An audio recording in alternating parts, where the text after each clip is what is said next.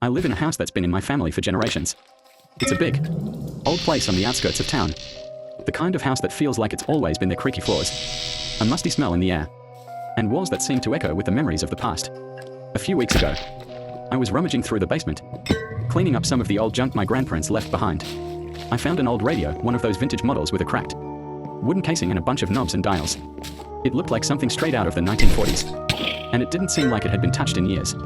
I figured it might be worth something, so I brought it upstairs and plugged it in. At first, nothing happened. But then, after a few seconds, there was a faint buzz, like static, followed by a low, almost imperceptible voice. I couldn't make out what it was saying, but it sounded like a conversation.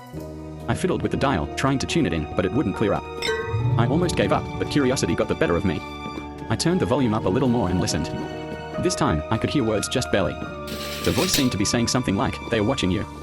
Then, it cut off. I laughed it off as a glitch. Probably some old broadcast signal that hadn't been cleared.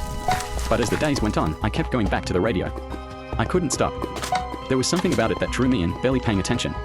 That's when the voice said, "Look out the window." I froze. I didn't want to, but I had to. Slowly, I turned my head toward the window.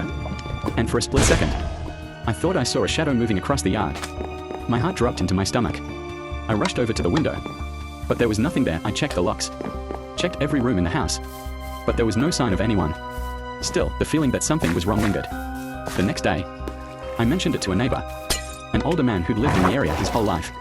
When I told him about the radio, his face went pale. He told me something I'll never forget, that radio.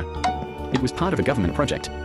Back in the 40s, they used to broadcast signals, things they didn't want people to hear. But some people did. My father was one of them.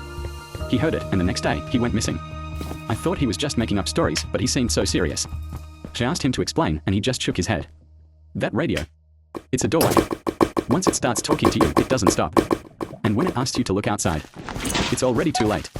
One night, I was sitting in the living room with the radio on in the background. But I couldn't shake the feeling that the voice on the radio had been getting more insistent, more demanding. That night, I decided to leave the radio off. I turned it off and went to bed. But I woke up around 3 a.m. to the sound of it blaring in the other room. I crept out of bed, heart pounding. The radio was on. The static louder than ever. And the voice was clearer now. Almost as if it was speaking directly to me. "You didn't listen," it said. "Now you're ours." I rushed to turn it off, but before I could, I heard a sound from outside, the unmistakable crunch of gravel beneath footsteps.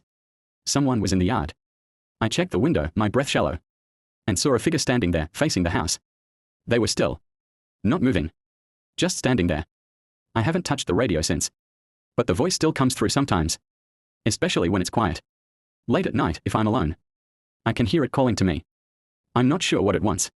But I'm starting to think the people who disappear after hearing it are never really gone. Whatever it is, it knows me. It knows I'm listening. And I don't think I'll be able to stop.